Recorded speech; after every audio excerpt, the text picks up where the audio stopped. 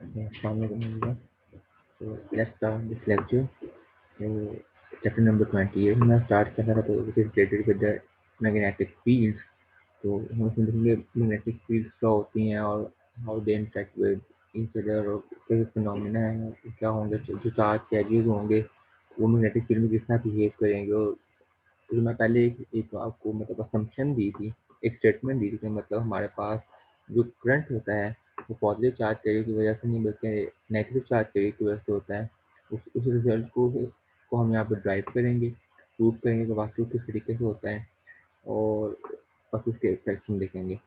मगर आगे चलने से पहले कि हमें ये थोड़ा रिव्यू करना पड़ेगा कि हमने किस तरीके से इलेक्ट्रिक फील्ड को डिफाइन किया था पिछले चैप्टर के अंदर। तो इसी तरह हम कोशिश करेंगे मतलब मैग्नेटिक फील्ड को क्या क्या हम उस तरीके से डिफाइन कर सकते हैं कि नहीं कर सकते। तो या जैसे आपने देखा कि मतलब इलेक्ट्रिक फील्ड जो है वो मतलब can produce an electric force on a charge object. मतलब इलेक्ट्रिक अगर कोई मतलब चार्ज ऑब्जेक्ट है वो इलेक्ट्रिक फील्ड के प्रेजेंस में आता है तो वो मतलब एक फोर्स को एक्सपीरियंस करेगा। तो हमने देखना है क्या ऐसा होता है जब आपके पास कोई भी चार्ज है वो मैग्नेटिक फील्ड की प्रेजेंस में आए तो वो अपने को फोर्स एक्सपीरियंस करे मतलब बाय एक्सपेरिमेंटली वो मतलब एक्सपीरियंस करेगा। जब कोई भी चार्ज मैग्नेटिक फील्ड की प्रेजेंस में आता है तो वो अपने ऊपर एक फोर्स को एक्सपीरियंस करता है। वो फोर्स क्या होती है उससे हम बाद में बात कर सकते हैं।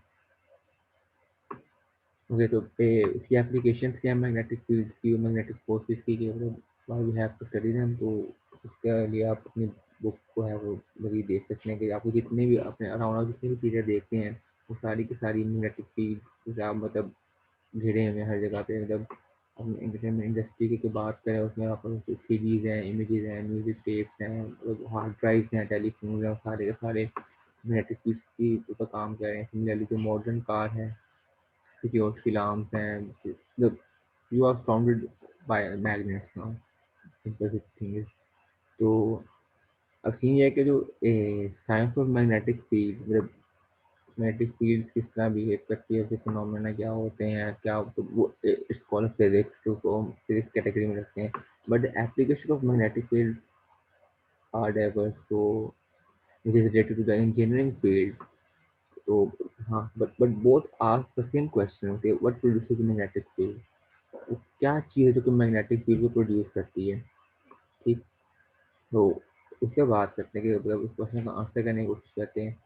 तो उसकी जैसा आपको पता है कि जिस तरह आपको पता है कि जो electric field is produce by electric charge या तो कोई भी पॉजिटिव चार्ज है तो वो उससे एक पॉजिटिव फील्ड होगी जो आउटवर्ड इमिटिंग कर रही होगी फ्रॉम द चार्ज इटसेल्फ। पर if you are taking negative charge electric field line है वो इनवर्ड उसके अंदर टूवर्ड उसमें मूव कर रही होंगी। तो मतलब हर चार्ज की इलेक्ट्रिक चार्ज की अपनी इलेक्ट्रिक फील्ड है। तो इससे हम कह सकते हैं कि ठीक है फिर इस तरह जो मैग्नेटिक फील्ड है वो भी वही मैग्नेटिक चार्ज की वजह से होगी। तो मैग्नेटिक चार्ज होगा उसकी वजह से मैग्नेटिक फील्ड होगी। बट अनफॉर्चुनेटली हम ऐसा नहीं कह सकते बिकॉज जो हमारे पास नेचर में कोई भी मैग्नेटिक मोनोपोल्स नहीं है जिस तरह इलेक्ट्रिक मोनोपोल्स होते हैं। पॉजिटिव चार्ज सिंपल है नेगेटिव चार्ज सिंपल अलग से है। ठीक है तो नेचर के अंदर हमारा मैग्नेटिक मोनोपोल्स नहीं एग्जिस्ट करते। कुछ थेरीज हैं जो कि प्रिडिक्ट कर देती हैं मगर राइट नाउ हमारे पास कोई ऐसा एक्सपेरिमेंटल एविडेंस नहीं है। तो लिहाजा हम इस अप्रोच को यूज़ नहीं कर सकते कि हम इस तरीके से डिफाइन करें कि कुछ मैग्नेटिक चार्ज होगा और उसकी मैग्नेटिक फील्ड होगी। ठीक दूसरी चीज़ एक्सपेरिमेंटली रिजल्ट ये हमें सामने आया कि जो इलेक्ट्रिक चार्जेस होते हैं मैग्नेटिक चार्जेस की बात नहीं कर रहा इलेक्ट्रिक चार्जेस भी मैग्नेटिक फील्ड प्रोड्यूस कर सकते हैं। How if they are moving अगर तो कोई चार्ज मूव कर रहा है तो वो अपने अराउंड एक मैग्नेटिक फील्ड को जनरेट कर देगा। अगर चार्ज रेस्ट पे है तो सिर्फ उसकी अपनी इलेक्ट्रिक फील्ड होगी। और इसका मतलब ये भी नहीं अगर चार्ज मूव कर रहा होगा तो उसकी इलेक्ट्रिक फील्ड नहीं होगी सिर्फ मैग्नेटिक फील्ड होगी। अगर चार्ज मूव कर रहा होगा उसकी एक इंट्रिंसिक प्रॉपर्टी जो इलेक्ट्रिक फील्ड तो होगी ही होगी साथ साथ उसकी मैग्नेटिक फील्ड भी होगी। ठीक तो it means that current produce magnetic field. अब यहाँ पे एक मैंने अगेन एक स्टेटमेंट दे दी है और इस स्टेटमेंट को हम नेक्स्ट चैप्टर में प्रूव करेंगे। ऐसा ऐसा ऐसा होता आ रहा है हम पिछले लेक्चर में भी बात कर चुके हैं कि मैं आपको एक मतलब मैं क्या आपकी आपकी बुक है इट्सेल्फ वो आपको स्टेटमेंट दे देती है क्योंकि वो अस्यूम कर लेती है कि हम उसको बेस बना के आगे बात करते हैं, और फिर आगे नेक्स्ट चैप्टर में जाके हम, या नेक्स्ट टॉपिक में जाके हम उसको उस स्टेटमेंट को प्रूफ भी करते हैं। जिस तरह हमने काफ़ी अपनी पिछले 2 लेक्चर 3 लेक्चर से बात करें कि जो करंट होता है, उसको कन्वेंशनल पॉजिटिव चार्ज कैरियर की वजह से हम कंसिडर करते हैं, मगर एक्चुअली में नेगेटिव चार्ज कैरियर होते हैं। तो उसको भी हमने इस चैप्टर में प्रूव करना है, हालांकि हम पिछले चैप्टर से बात करते आ रहे हैं। और इस चैप्टर में मैंने क्या है कि जो करंट प्रोड्यूस है मैग्नेटिक फील्ड, तो अब इसका मैं प्रूफ नहीं दे रहा, वो हम नेक्स्ट चैप्टर में करेंगे। तो ठीक है, you have to compromise on it, से आपको उसे करना पड़ेगा है। तो अभी तक उस वक्त के लिए मेरी बात पे यकीन कर लें, तो ठीक है, आपको ऑप्शन भी नहीं है। तो a third thing is कि magnetic field can also be produced by elementary particles। तो जिसका हमने मतलब बात की थी कि हाँ, ये जैसा एलिमेंट्री जो पार्टिकल होते हैं, जैसा इलेक्ट्रॉन हो गया, वो भी अपने अराउंड मैग्नेटिक फील्ड रखता है। मतलब जिस तरह चार्ज है वो उसकी इंट्रिंसिक प्रॉपर्टी होती है किसी भी पार्टिकल की, मटेरियल की, इस तरह जो मैग्नेटिक फील्ड है वो भी एलिमेंट्री पार्टिकल है उनकी इंट्रिंसिक प्रॉपर्टी है। ठीक है, वो उससे भी हम मैग्नेटिक फील्ड को डिफाइन कर सकते हैं कि वो किसी पार्टिकल के अराउंड होती है। ओके, तो यहाँ पे एक साइड नोट है कि जो मतलब ये जो इंट्रिंसिक प्रॉपर्टी होती है मैग्नेटिक फील्ड की, वही डिसाइड करती है कौन परमानेंट मैग्नेट बनेगा ऑब्जेक्ट और कौन नहीं बनेगा। और हाल से हम बात नहीं करेंगे क्योंकि जिसमें हम निकल जाएंगे पैरामैग्नेटिक मटीरियल्स क्या होते हैं, पैरामैग्नेटिक मटीरियल्स क्या होते हैं, तो वो हमारे हमें इसमें जाएंगे। या तो our job is to define the magnetic field, हमें उसको डिफाइन करना है। तो अगेन उसके लिए हम एक्सपेरिमेंटल रिजल्ट यूज करेंगे कि वो हम अपना प्रीवियस नॉलेज यूज करेंगे। जैसा हमें पता है वो भी हमें, जो हमने पिछले चैप्टर में इलेक्ट्रिक फील्ड चैप्टर में ये स्टेट किया था कि when a charge is placed inside electric field it experience a force on itself. तो यहाँ पे भी हमने एक्सपेरिमेंटल रिजल्ट देखे थे। जब आप इस चार्ज को again, this charge electric charge, छोड़ इलेक्ट्रिक चार्ज की बात करेंगे, इलेक्ट्रिक चार्जेस नहीं होते हमारे पास। तो जब एक चार्ज होगा वो मैग्नेटिक फील्ड में आप प्लेस करोगे, तो वो अपने ऊपर एक फोर्स को एक्सपीरियंस करेगा, वो फोर्स मैग्नेटिक फोर्स होगी। ठीक, तो इसका मतलब है कि हमें मैग्नेटिक फोर्स का पता है, जो भी होगी we can easily compute that force. Okay, तो उस फोर्स के थ्रू हम मैग्नेटिक फील्ड को डिफाइन करने की कोशिश करेंगे। अब the same recipe we followed in the previous chapter when we define the electric field. So how we define electric field? We define in a similar fashion. It is E is equal to the force, it is a Coulomb force over over the yeah, test charge Q naught. तो इसे आपने electric field को define किया था। Okay, तो अगर तो mono magnetic monopoles होते तो we can simply write B is equal to the magnetic force, या द मैग्नेटिक फोर्स को मैं अभी के लिए मैं एम से लिख रहा हूँ, the magnetic force over the charge is not electric charge but magnetic charge. Okay, तो सिंपली हम इस तरीके से डिफाइन कर देते हैं, मगर this thing does not exist in our nature, तो we can not define be like this. तो इसका मतलब है कि ये तो ऑप्शन खत्म होगी। तो we define in a alternative fashion. तो वो ऑल्टरनेटिव फैशन है कि हम इलेक्ट्रिक चार्जेस की बात करेंगे, और इलेक्ट्रिक चार्जेस रेस्ट वाले चार्जेस नहीं बल्कि मूविंग चार्जेस की बात करेंगे। तो इसको आपका एक गन है, आपने एक चार्ज पार्टिकल को फायर किया, तो मतलब बी, अब हम बी को डिफाइन करने जा रहे हैं। तो how can we define the B? तो बी को डिफाइन करेंगे, आपके पास एक गन है, आपने इसको फायर किया जैसे चार्ज पार्टिकल को, और जिस पॉइंट से वो पार्टिकल निकलेगा आप उस पॉइंट पे बी को डिफाइन करना चाह रहे हैं। मैं इस पॉइंट पे बी को डिफाइन करना चाह रहा हूँ। ठीक है, तो उसके लिए फिर जब वो पार्टिकल वहाँ से निकलेगा, अगेन उसकी अपनी स्पीड होगी, उस डायरेक्शन में मूव कर रहा होगा। ठीक है, और अगेन अगर उस पॉइंट पे आप बी को डिफाइन कर रहे हैं और पार्टिकल उस बी के अंदर है, तो वो अपने तरह की फोर्स एक्सपीरियंस करेगा, जो मैग्नेटिक फोर्स है उसको मैं एफ बी से रिप्रेजेंट कर रहा हूँ। तो फिर हम बी को डिफाइन करेंगे उसी तरह, B is equal to F over existing, जिसे हमने पहले बात की थी। और यहाँ पे मैंने बात की थी, ये था मैग्नेटिक चार्ज। अब यहाँ पे हम इसकी बात नहीं कर रहे, हम इलेक्ट्रिक चार्ज की बात करें, जैसे इलेक्ट्रिक चार्ज। बट यहाँ पर जैसे सारी इसकी वेलोसिटी आ रही है, velocity of the electric charge particle उस चार्ज क्यू, और जैसे फोर्स एक्सपीरियंस करेगा this in the presence of some magnetic field. Okay, so let me reset my statement कि how we define a magnetic field। आपने इसे define करना है, जिस पॉइंट पे बी को डिफाइन करना है वहां पे हमें चार्ज पार्टिकल को फायर करना है, इलेक्ट्रिक चार्ज पार्टिकल को।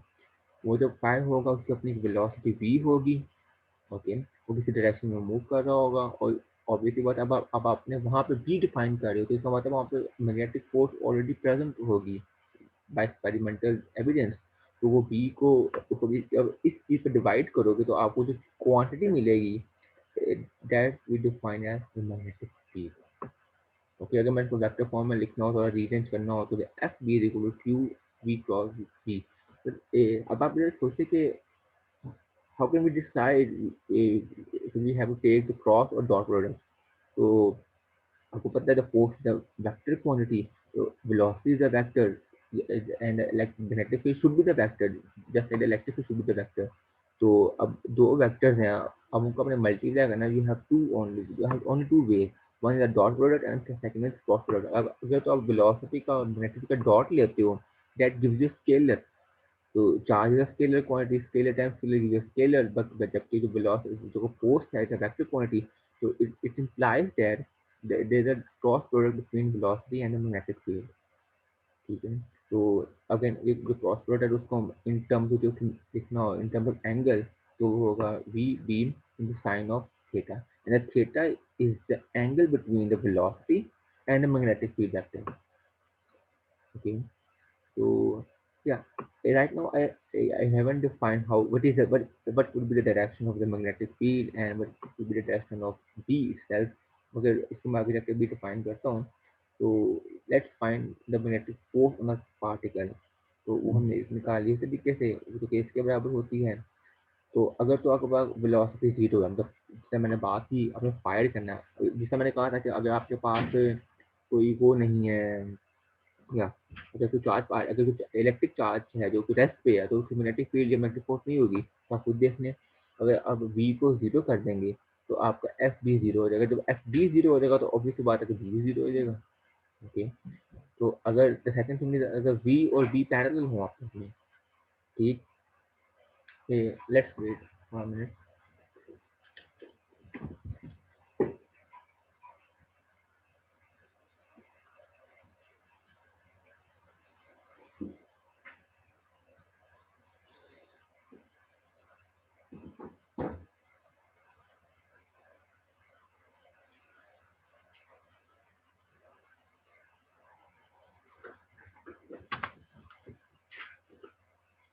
कोई को दे डिस्टर्बेंस, हाँ, वे आर वी, या मैं कहता हूँ अगर वेलोसिटी और जो मैग्नेटिक फील्ड है वो पैरेलल हो जाएं, कि जिस डायरेक्शन में आपने चार्ज पार्टिकल को फायर किया उसी डायरेक्शन में मैग्नेटिक की डायरेक्शन होएगी, तो अगेन आपको जो फोर्स होगी वो जीरो मिलेगी, ठीक, बाय दिस एक्सप्रेशन। और अगर दोनों परपेंडिकुलर होंगे तो वो मैक्सिमम फोर्स होगी, तो जो 90 साइन 90 डिग्री मैक्सिमम वैल्यू। तो या कम्स द डायरेक्शन, ये तो बात हो गई थी कि मतलब मैग्नेटिक से होंगे, आप इजीली उस एक्सप्रेशन से बात कर सकते हैं, डायरेक्शन कर पाते हैं। मैग्नेटिक फील्ड की डायरेक्शन दो तरीके से होगी, जिसने इलेक्ट्रिक फील्ड की थी डिफाइन की थी। कैसे इलेक्ट्रिक फील्ड की डायरेक्शन थी कि या तो इलेक्ट्रिक फील्ड आउटवर्ड होगी किसी सोर्स से, या वो इनवर्ड होगी किसी सोर्स से। And the same applies for the magnetic field, कि या तो आपकी जो उसकी डायरेक्शन है वो टूवर्ड्स यू आपकी तरफ होगी या अवे फ्रॉम यू होगी, ठीक है। अब इसको आप विजुलाइज कर सकते हैं बाय एरो। अब आपके पास कोई एरो है फ्यूवर में, तो आपको पता जो सॉरी या जो एरो के हेड होगा वो आपको दूर से उसके आपको एक पॉइंट नजर आ रहा होगा। जब तो जो आप उसको बैक से देखोगे तो आपको किसी क्रॉस नजर आ रहा होगा, क्योंकि आप इक्विपमेंट डाल के उसको फायर करते हो। तो जब आपके सामने क्रॉस होगा इसका मतलब है कि आप जो एरो की डायरेक्शन है वो आपके अवे है, एरो आपसे दूर जा रहा है। और जब टूवर्ड्स आपकी तरफ होएगी तो आपको सिर्फ डॉट नजर आ रहा होगा, इसका मतलब जो मैग्नेटिक जो टूवर्ड्स आपकी तरफ आ रही होगी। तो इसको मैं इस तरीके से डिफाइन कर दिया। अच्छा, अब हम एक रूल यूज़ करेंगे जो कि हमें हेल्प करेगा मैग्नेटिक फोर्स की डायरेक्शन को कंप्यूट करने के लिए। इसको हम कहते हैं राइट हैंड रूल। तो right hand rule, again moving charge अगर आपका पॉजिटिव है, क्योंकि अभी तक हम अगेन हम इंटरनेशनल करंट की बात कर रहे हैं, बिकॉज ये हमने वही बात की है। तो पॉजिटिव चार्ज है हमारे पास, मूविंग पॉजिटिव चार्ज है, तो उसकी मैग्नेटिक फोर्स की डायरेक्शन किस तरीके से निकालेंगे। अच्छा, तो उसके लिए हम यूज करें राइट हैंड रूल। तो this is a right hand rule. तो राइट हैंड रूल में जो आपकी इंडेक्स फिंगर है दिस वन, ये हमेशा उस डायरेक्शन में होगी जिस डायरेक्शन में आपका जो चार्ज पार्टिकल मूव कर रहा होगा। ओके, तो the middle finger indicates the whether the direction of the magnetic field is towards you or away from you। अगर तो मैग्नेटिक फील्ड आपसे अवे है तो हम उसका पॉइंट आउट करनी है, अगर आपकी तरफ है तो आपने उसका पॉइंट आउट करनी है। तो जो भी सिचुएशन होगी आपने एक्चुअली में देखना है इंडेक्स फिंगर जो कि वेलोसिटी और चार्ज पार्टिकल जो आपको पता होती है, क्योंकि आपको पता है कि आप कहाँ पे चार्ज पार्टिकल को फायर कर रहे हो। And the magnetic field again आपको पता है कि आपने आपके अवे है कि आपसे टूवर्ड्स है, तो इधर आप मिडिल फिंगर कर देंगे। तो and the thumb represent magnetic force, direction of magnetic force. ठीक है, और अगर आपके पास जो चार्ज कैरियर है वो नेगेटिव हो जाएंगे, तो अगर आपके पास चार्ज कैरियर नेगेटिव है तो फिर आप कन्वीनियंट है कि आप राइट हैंड रूल यूज़ करने की जगह लेफ्ट हैंड रूल यूज़ कर लें। अच्छा, मुझे पता है कि जो ओ लेवल के स्टूडेंट है, जो एफ एस सी लेवल के स्टूडेंट है, आपने एक ही रूल फॉलो किया होगा, फ्लेमिंग लेफ्ट हैंड रूल। तो या हम आगे जाके भी हम एक ही रूल यूज़ करेंगे, फ्लेमिंग लेफ्ट हैंड रूल ही यूज़ करेंगे, मगर राइट नाउ के अब बिगिनर्स के लिए हम पॉजिटिव के लिए राइट हैंड रूल यूज़ करते हैं, और जो नेगेटिव चार्ज कैरियर है उनके लिए हम Fleming left hand rule use करेंगे। All the recipe is same. The index finger that represent the direction of the charged particle, the middle finger represent the direction of magnetic field, either it is towards you or the away from you, and the thumb represents the direction of the force. Yeah, one not even key point is जो कि आप इस result से भी बात कर सकते हैं कि आपके पास जो V क्रॉस B से जो क्वांटिटी आती है, वेक्टर क्वांटिटी आती है, जिसे मैग्नेटिक फोर्स B, वो it ensures that a magnetic force is perpendicular to velocity as well as to the magnetic field. Yeah? But it is not always true that ये जो velocity और जो magnetic field है वो हमेशा 90 के angle पे है, बिकॉज वो किसी भी एंगल पे हो सकते हैं। जो 5 से रिप्रेजेंट मैंने किया हुआ है, एक पॉसिबिलिटी है कि वो 90 हो सकते हैं, मगर जब वो 90 हो जाएंगे तो स्पेशल केस बन जाएगा जब आपका वी मैक्स आ जाएगा। लेकिन अगर सपोज कोई और होता है, मतलब 30 डिग्री होता है, 43 डिग्री होता है, 63 डिग्री होता है, तो उस केस के अंदर फोर्स कुछ कुछ कुछ भी आएगी, कम आएगी, मैक्सिमम से कम आएगी, मगर जो भी फोर्स आएगी, जो भी डायरेक्शन होगी, वो अपने वी और बी दोनों से परपेंडिकुलर होगी। Okay, so this is the note point. I think you should keep it in your mind for the exam point of view. Yeah, इसमें बात होगी। अब लेट्स, अब हमने बी को डिफाइन कर दिया इस तरीके से, तो अब हमें उसके बाकी कंपोनेंट्स भी डिफाइन करने पड़ेंगे। मतलब उसके हमें पता है बी का एक्सप्रेशन क्या है, सेलेक्टिव क्वांटिटी, और लेट्स डिफाइन इट्स यूनिट। तो यूनिट के लिए हम पता है कि एफ यू वी होता है, एफ फोर्स का यूनिट न्यूटन होता है, चार्ज का कूलम, वेलोसिटी का metre per second. So the unit is defined as newton per coulomb metre per second. तो या अब यहाँ पे जो भी आप देखेंगे यहाँ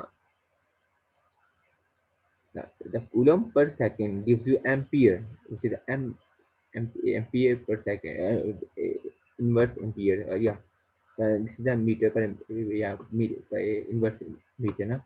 तो this whole thing we define as tesla. तो ठीक है, टेस्ला ने इसको दिया, जो इसको टेस्ला के नाम पे जो उसका यूनिट ऑफ डिफाइन, जो unit for the magnetic field ये डिफाइन टेस्ला। और उसका जो इन टर्म्स ऑफ यूनिट्स हैं, ड्राइव यूनिट्स हैं, वो है Newton per ampere per metre. Okay, तो बहरहाल नॉन ऐसा यूनिट में जब हम पहले डिफरेंट यूज करते थे तब यहाँ पर होता था कि 1 tesla is equal to 10⁴ gauss, मतलब ये काफ़ी पुराने यूनिट्स हैं। तो मतलब एमसीक्यू पॉइंट ऑफ व्यू से आप इसको याद कर सकते हैं। So right now we define magnetic field expression, magnetic force, how to find its direction, वो बात कर ली, उसके यूनिट की बात कर ली। अब हम उसकी इंटेंसिटी की बात कर लेते हैं। इलेक्ट्रिक फील्ड डिफाइन की थी, उसका यूनिट डिफाइन किया था, ठीक है। उसके बाद हमने उसकी इंटेंसिटी डिफाइन की थी बाय इलेक्ट्रिक फील्ड लाइन, जो कि जो हेल्प अस टू विजुलाइज या to calculate the electric intensity for charge particle है, तो हम सेम यूज़ करेंगे मैग्नेटिक फील्ड लाइंस के लिए भी। तो मतलब मैग्नेटिक फील्ड है किसी चार्ज पार्टिकल की, और उसकी जो इंटेंसिटी कंप्यूट करनी है वो हम मैग्नेटिक फील्ड लाइन से रिप्रेजेंट करेंगे, ताकि जहाँ पे ज़्यादा मैग्नेटिक फील्ड लाइन्स होंगी, उधर मैग्नेटिक फील्ड इंटेंसिटी ज़्यादा होगी, इधर कम होंगी उससे कम होंगी। ठीक है, अब हमने बात की मतलब मैग्नेटिक मोनोपोल चार्जेस नहीं होते, ठीक, वहाँ पर हमेशा डाइपोज होते हैं, मैग्नेटिक डाइपोज होते हैं। ठीक है, तो अब आप मैग्नेट की बात करें, कोई मैंने एक मैग्नेट लिया है जिसका एक नॉर्थ है और एक साउथ है। आप इसको अगर हाफ दरमियान से कट करते हैं तो ऐसा नहीं होगा कि नॉर्थ अलग हो जाएगा और साउथ अलग हो जाएगा। आप जैसे वो कट करेंगे, तो मैंने इसी सेगमेंट को यहाँ से मैंने कट किया, और जैसे मैं इसको कट करूंगा तो जो ये वाला सेगमेंट होगा ये अगेन टू पार्ट्स में डिवाइड हो जाएगा, नॉर्थ एंड साउथ में। आपको जितना मर्जी स्मॉल सेगमेंट्स में कट कर लें, आपको हमेशा दो पोल्स मिलेंगे।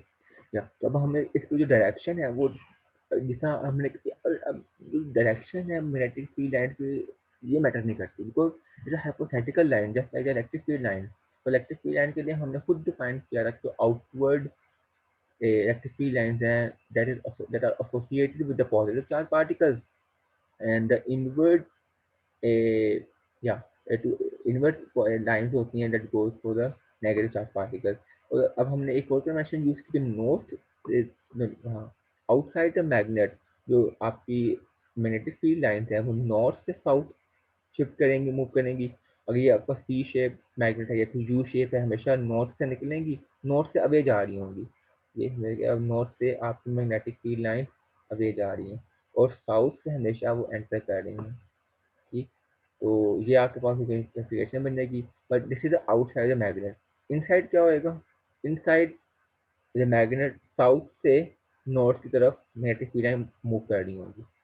ठीक, तो तभी देखना यहाँ से अगर यहाँ पे एंटर कर रही हैं, तो यहाँ से मूव करते हुए दोबारा यहाँ से निकलेंगे फिर अगेन, तब इस तरह मैग्नेटिक फील्ड लाइन का फ्लो पाथ बनेगा। ठीक, तो आप देख सकते हैं कि इस पॉइंट पे मैग्नेटिक फील्ड लाइन ज़्यादा है, वहाँ पे मैग्नेटिक फील्ड इंटेंसिटी ज़्यादा होगी। इस पॉइंट पे मैग्नेटिक फील्ड लाइन ज़्यादा वाइडली सेपरेटेड है, यहाँ पे मैग्नेटिक फील्ड इफेक्ट उतना कम होएगा हमारे पास। ठीक, तो ये चीज़ें हमें हेल्प करती हैं। तो यहाँ तक हमने मैग्नेटिक फील्ड और मैग्नेटिक फोर्स को इसलिए डिफाइन कर दिया। तो the last thing is cross field the Hall effect. तो this is very important as well. Okay, ठीक है, आप बात कर सकते हैं, अगर मैंने आपका इंटरेस्ट को मतलब डेवलप करना है या फिर आपकी अटेंशन सीख करनी है, तो ठीक है, मुझे कह देना चाहिए कि एग्जाम पॉइंट ऑफ व्यू से भी काफ़ी इंपॉर्टेंट है, बिकॉज तभी आप उस पर तवज्जो देंगे ना। तो ये जो जैसे हमारे पास एक्सपेरिमेंट था हॉल इफेक्ट का, ये बहुत सिग्निफिकेंट था, specially in the field of electricity and magnetism, because इसी ने ही हमें एक न्यू पर्सपेक्टिव दिया इसको देखने का, और हमने अपनी इस थियरी को रेवोल्यूशनाइज किया। तो हाँ, इसकी अपनी हिस्ट्री है, हम बात कर चुके हैं पहले भी कि पहले काफ़ी ऐसे ही समझा जाता था कि पॉजिटिव चार्ज कैरियर्स ही मूव करते हैं, उनकी वजह से फ्लो, करंट का फ्लो होता है, और सारे लॉज बना दिए। बाद में पता चला जब हमारे पास इलेक्ट्रिक टेक्नोलॉजी आई, जिससे हम वोल्टेजेस कंप्यूट कर सकते थे, और एक्सपेरिमेंटली मैंने देखा कि हमारे पास नहीं, ऐसा नहीं है, पॉजिटिव चार्जेस का फ्लो की वजह से करंट नहीं होता, बल्कि नेगेटिव चार्ज कैरियर फ्लो करते हैं किसी भी कंडक्टर मटीरियल के अंदर। तो जो this fact that this experiment, ये हाँ, जो जिसने ये चीज़ एक्सपेरिमेंटली प्रूव की थी, और इसी वजह से इसको नोबेल प्राइज भी मिला था। नोबेल प्राइज एक मतलब आपने मेजर होगी कि फिजिक्स का सबसे बड़ा प्राइज होता है जो कोई साइंटिस्ट को मिल सकता है।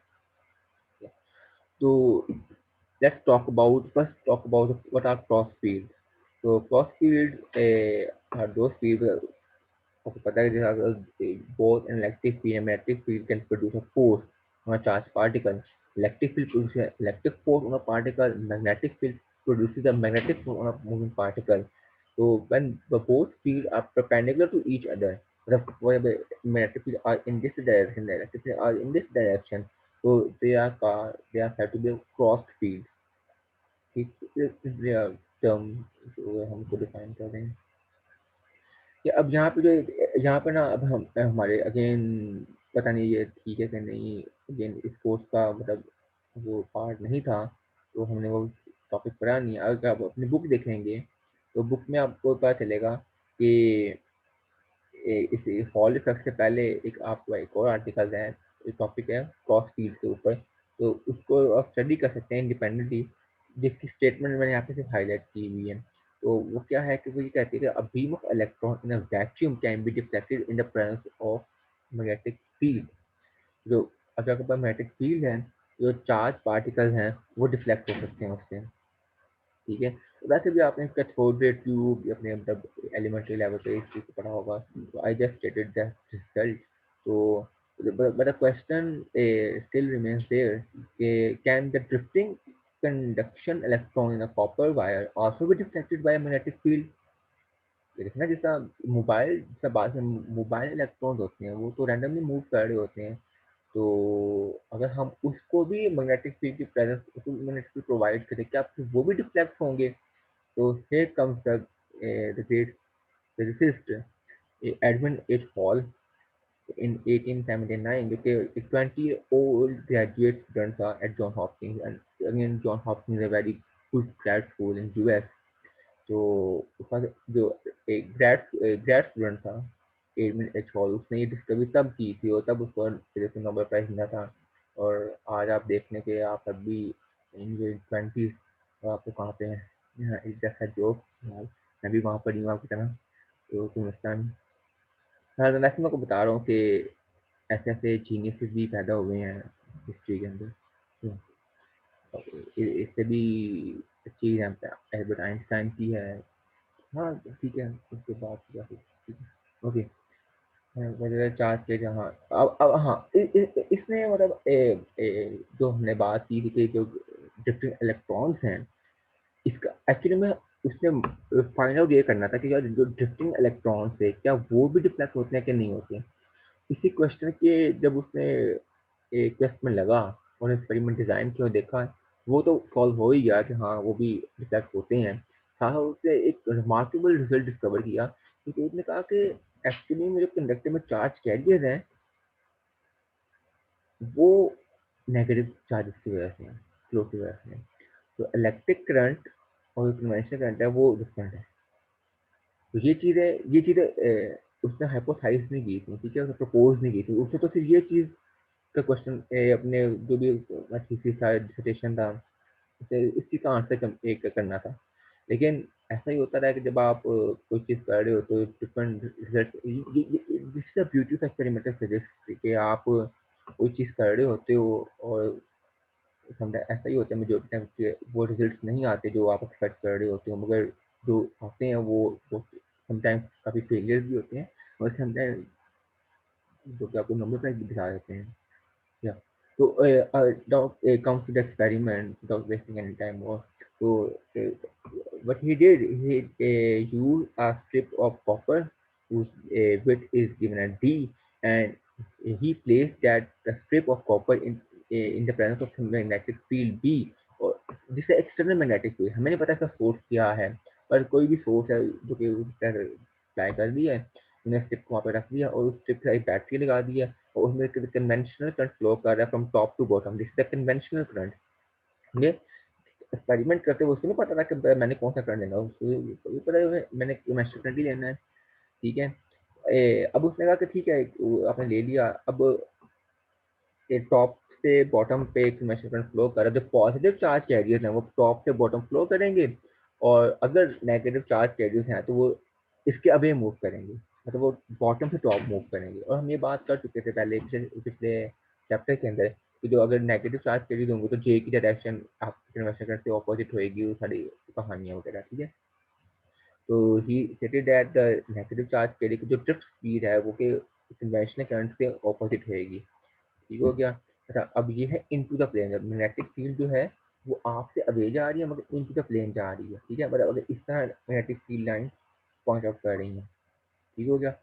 ए, अच्छा जी, अब आगे जो मैंने वर्किंग बुक से दी है, अब आपने टर्न ऑन मैग्नेटिक फील्ड को टर्न ऑन कर दिया, तो अब हमें पता है कि एक्सपेरिमेंटल रिजल्ट है कि जब कोई भी चार्ज, ये चार्ज कैरियर्स हैं, नेगेटिव चार्ज कैरियर, ये मैग्नेटिक फील्ड की प्रेजेंस में आएंगे तो ये ऊपर मैग्नेटिक फोर्स एक्सपीरियंस करेंगे। और by using Fleming left hand rule, अब इसमें यहाँ पे मैं लेफ्ट हैंड रूल यूज कर रहा हूँ, तो ये नेगेटिव चार्ज कैरियर्स है, मैंने उसकी डायरेक्शन निकालनी होगी, जो मैग्नेटिक फोर्स की डायरेक्शन चार्ज की, वो कौन सी फोर्स की डायरेक्शन क्या होगी। देखिए अब हमने कहा था index finger shows the velocity of the charge particle, अब वेलोसिटी है टूवर्ड्स अप, ठीक, middle finger represents what would be the direction of the magnetic field, either it is towards you और अवे फ्रॉम यू, आपको पता है वो away है, मतलब आपके आपसे अवे है, तो एक ये है, मतलब अब आप अगर स्क्रीन के सामने बैठे आप मुझे देखेंगे, अगर ये है ना, या इस तरीके से बेहतर है, ये चार्ज, जो चार्ज कैरियर है वो ऊपर को जा रहे हैं नेगेटिव, अब मैग्नेटिक फील्ड या तो वो इस तरह हो सकती है या तो भी वो इस तरह हो सकती है, अगर इस तरह का तो इसका मतलब है कि मुझे उसका डॉट नजर आ रहा है, मतलब वो टूवर्ड्स मी है, मतलब मेरे टूवर्ड्स मी नहीं है, मेरे से अवे है, मुझे क्रॉस नजर आ रहा है, तो it will be like this and the magnetic field is this, तो आपको मैग्नेटिक फील्ड इस डायरेक्शन में मिलेगी।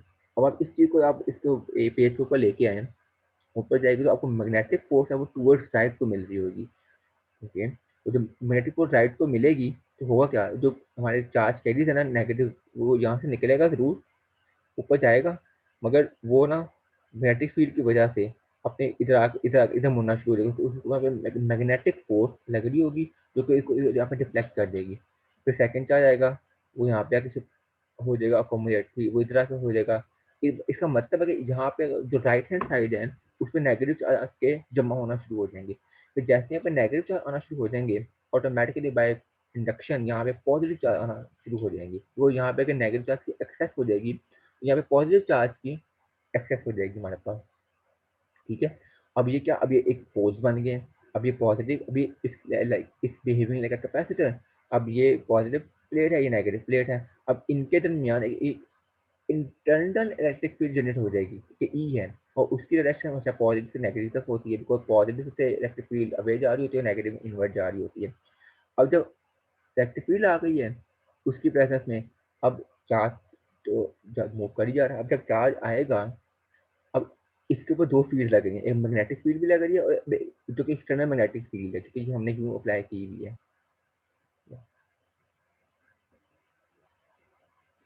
ये मैग्नेटिक फील्ड की डायरेक्शन है, जैसे मैग्नेटिक फील्ड, और एक इलेक्ट्रिक फील्ड आ गई है, अब वो अब इस चार्ज के ऊपर एक मैग्नेटिक फोर्स लग रही होगी, एक इलेक्ट्रिक फोर्स लग रही होगी, अब इलेक्ट्रिक फोर्स कहाँ पे खींचेगी, अब ये नेगेटिव चार्ज यहाँ पर तो आएगा नहीं, क्योंकि ये नेगेटिव सारे एक्यूमुलेट हो चुके हैं, तो अब वो ये चार्ज इधर इधर को मूव करेगा, ठीक है, अब ये फोर्स है F is equal to Q E, F is equal to F E is equal to Q E, ये मैंने इलेक्ट्रिक फील्ड के लिए लिखी है फोर्स, ठीक है, इलेक्ट्रिक फील्ड, तो अगर नेगेटिव चार्ज है तो उसकी डायरेक्शन इलेक्ट्रिक फील्ड के ऑपोजिट होगी, मतलब ये वाली इससे ये होगी एफ ई की डायरेक्शन, तो अब होगा क्या, अब मैग्नेटिक फील्ड चार्ज को राइट की तरफ धकेल रही है और इलेक्ट्रिक फील्ड है वो उसको लेफ्ट की तरफ धकेल रही है, तो एक इक्विलिब्रियम स्टेट आएगी जब चार्ज के ऊपर, क्योंकि यहाँ पे सारे नेगेटिव, जितने नेगेटिव चार्जेस यहाँ पे आ जाएंगे उतने नेगेटिव चार्जेस यहाँ, पॉजिटिव चार्जेस यहाँ पे कम्यूट हो जाएंगे, इसका मतलब अगर अब मैग्नेटिक फोर्स और इलेक्ट्रिक फोर्स आपने एक बैलेंस आउट कर दी है, जब वो बैलेंस आउट कर देगी तो दोनों फोर्स बराबर हो जाएंगे, जब ये कंडीशन सेटिस्फाई होगी ना, तो जो भी इलेक्ट्रॉन होगा विदाउट एनी डिफ्लेक्शन सीधा मूव कर जाएगा, ठीक, जो आपका यहाँ पे है ये बिल्कुल सीधा मूव कर जाएगा, वो जितनी फोर्स इधर लग रही है उतनी इधर लग रही है, तो कोई भी उसको फोर्स नेट फोर्स जीरो लाई होगी। अच्छा जी, अब यहाँ पे आता है एक्सपेरिमेंटल वर्क, अब उसने जब ये वोल्ट मीटर लेके आया, वोल्ट मीटर उसने एक प्लेट को लगाया, दूसरी प्लेट को लगाया, तो उसने वोल्टेज कंप्यूट कर लिया जिसको उसने हॉल वोल्टेज का नाम दिया, ठीक, वो उसने इस तरीके से उसको ई का पता था, तो उसने जो बैटरी लगाई थी उसको पता था, उसको डी जो जिस मतलब बिट से वो सेपरेटेड होगा वो पता था, उसने वो कंप्यूट कर लिया थ्योरेटिकली, फिर उसने एक्सपेरिमेंटली कंप्यूट किया, मैच कर गए, ठीक हो गया। अब यहाँ पे वो एक टर्निंग पॉइंट आया, जब उसने ये काम किया उसने देखा कि जो हमारी लेफ्ट प्लेट है वो पॉजिटिव है और जो राइट प्लेट है वो नेगेटिव है, इसका मतलब जो पॉजिटिव वाला है वो है, हाँ वो हाई पोटेंशियल है और नेगेटिव वाला लोअर पोटेंशियल है, ठीक है, तो ये और ये तभी हो सका, मतलब यही तभी हो सका कि अगर यहाँ पे अगर मैं नेगेटिव चार्ज मूव करते तभी आपके राइट प्लेट पे पॉजिटिव चार्ज आने थे, और तभी लेफ्ट प्लेट पे पॉजिटिव आने थे और राइट पे नेगेटिव आने थे, अगर उसने नेगेटिव चार्ज कंसिडर किए थे, जो उसने किए भी थे।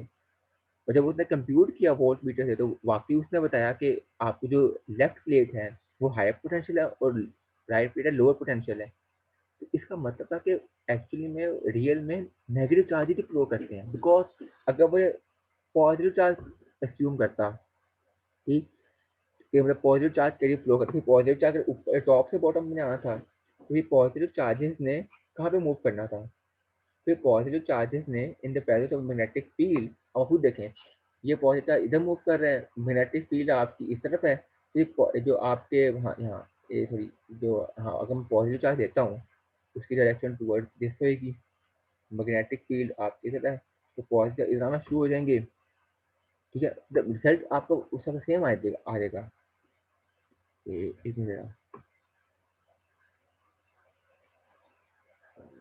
ओह सॉरी, फिर मैं लेफ्ट हैंड यूज़ नहीं कर सकता, मैं पॉजिटिव चार्ज के बाद मैं राइट हैंड यूज़ करूँगा, तो राइट हैंड टूल के लिए पॉजिटिव चार्ज ऊपर से नीचे आ रहे हैं, बेनिफिशियल अवे है, तो अब आपको राइट से मूव करेगा, मतलब पॉजिटिव चार्जेस अब राइट साइड पे आना शुरू हो जाएंगे और उससे नेगेटिव चार्जेस लेफ्ट प्लेट पे आना शुरू हो जाएंगे। तो उससे जब आप कंप्यूट करोगे तो आपको जो एक्सपेरिमेंटल वैल्यू आएगी वो गलत आएगी थ्योरेटिकल वैल्यू से, जो मतलब गलत से मतलब साइन का फर्क आएगा, वैल्यू बिल्कुल सेम आएगी, मगर वो बताएगा कि आपके पास आप एक्सपेक्ट कर रहे होगे कि आपको जो राइट प्लेट है जहाँ पे पॉजिटिव चार्जेस आ चुके हैं वो क्या हो, वो हाई पोटेंशियल हो, बिकॉज पॉजिटिव हाई पोटेंशियल होता है, मगर वोल्ट मीटर बता रहा होगा कि जो राइट प्लेट है ना वो लो पोटेंशियल के ऊपर है, बिकॉज एक्चुअली में वोल्ट मीटर को ये तो पता है कि आपने क्या थ्योरी बनाई हुई है कि आप कौन से कौन से चार्ज फॉलो करवा रहे हो, एक्चुअली में तो जो होता है उसमें वो शो करना है, तो एक्चुअली में नेगेटिव चार्ज जो है वो राइट प्लेट से आते हैं और पॉजिटिव जो है वो लेफ्ट प्लेट से आते हैं, तो वोल्ट मीटर को आपने उसमें उसकी रीडिंग देनी है और वो तभी एक्यूरेट आएगी जब आप ये अस्यूम करोगे, ये हाइपोथेसाइज करोगे कि नेगेटिव चार्जेस फ्लो करते हैं, तो ये चीज जिसने बताया कि वाकई नेगेटिव चार्ज करिए फॉलो करते हैं। अगेन अब हम आते हैं मैथमेटिक्स की तरफ, क्योंकि उसने तो यहाँ कितने चार्ज के लिए फॉलो कर रहे हैं। अब एफ इक्वल टू हमें पता है वो ई, वो इससे टू इंटू ई होता है, तो यहाँ पे नेगेटिव की बात करें तो ई आ गया, फोर्स ऑफ मैट्रिक्स को हमें पता है Q V D, B into D होता है, अब अगेन क्यू की जगह मैं ई पुट कर दे, E get cancel out, E हमारे पास ये आ गया, E equal to V D B, अब हमें पता है जे किसके बराबर होता है एन ई वी डी के, यहाँ से वी डी किसके बराबर होगा जे ओवर एन ई के, फिर जे पता है किसके आई ओवर ए के, इसकी वैल्यू यहाँ पे इंसर्ट करो, वो ये बन जाएगी, इसकी वैल्यू यहाँ पे इंसर्ट करो, वो ये चीज़ बन जाएगी वी डी। ओके, तो अच्छा ये एरिया को मैंने कर दिया लेंथ इंटू विड्थ, और फिर होल बॉडी हम ऊपर डिफाइन किया, उससे हमने ई निकाल लिया, और ई हमें पता है वो उसके बराबर होता है, फ्रॉम वन से वाली पुट की, और इन सब वाली को आपने थ्री और फोर को इक्वेट किया और आपने आखिर में एन निकाली, N is the number of charge carrier. अब जब इसने और ये सारी चीज़ आप देख लीजिएगा पूरा जब आप खत्म से सॉल्व किया होगा, ये जो एन है ये नंबर ऑफ चार्ज के जैसे। अब जो मैं अक्सर बात करता था कि मतलब साइंटिस्ट ने जब देखा कि नेगेटिव चार्ज चाहिए कि वजह से फ्लो करता, तो आया जो तमाम के तमाम लॉज अपने मॉडिफाई करने पड़ते उसके लिहाज से नहीं, वो क्यों, वो भी इसने बताया, और ने उसने कहा कि ultimately number of charge carriers है ना, वो आप आया तो पॉजिटिव चार्ज कैरियर का फ्लो समझो या नेगेटिव चार्ज का फ्लो समझो, आपको एन हमेशा सेम मिलेगा, वो नंबर ऑफ चार्ज के तो मतलब नेगेटिव में नहीं ना हो सकती, अब उसकी बात है, तो वो तुमने पॉजिटिव में रहेंगे और वो सेम रहेंगे, तो जो आपके पास फिजिकल क्वांटिटी है, जो नंबर है वो तो सेम रह रहा है, तो बस आप अगर कन्वेंशनल से हैप्पी हो तो वोल्ट मीटर आपकी वैल्यू वही देगा मगर नेगेटिव साइन में देगा, और अगर आप नेगेटिव पर अस्यूम कर लोगे तो वो आपको करेक्ट वैल्यू जो भी एक्सपेरिमेंटल वैल्यू आएगी विद साइन वो दे देगा। तो ये सिर्फ कन्वेंशन में भी ठीक है, हम पूरी तरीके से अपनी कन्वेंशन पे ही रहने देते हैं, बस हम उसको जो रिजल्ट आएगा हम कहेंगे हाँ भी इसकी वैल्यू यही होगी, मगर साइन ऑपोजिट कर दो नेगेटिव चार्ज फ्लो कर रहे हैं, तो ये वो एक पॉइंट है हमारे पास। तो दिस इज आवर लेक्चर जिसमें हमने की। आई नो के it's difficult to comprehend at first, but if you revise one or more time तब आप इजीली ग्रैस्प अप कर लोगे। तो I highly encourage you, please go to ये जो टेक्स्ट बुक उसको एक बार पूरा पढ़ें, देखें, नोट्स को भी दोबारा देखें कि समझ ना आए, लेक्चर को दोबारा रिवाइज करें। अगेन यूट्यूब पे है, आप बार बार देख सकते हैं। अगेन फिर कोई क्वेश्चन वगैरह होंगे तो हम अपनी क्लास में डिस्कस करेंगे। Okay, see you next class. अल्लाह हाफिज़, गुड बाय।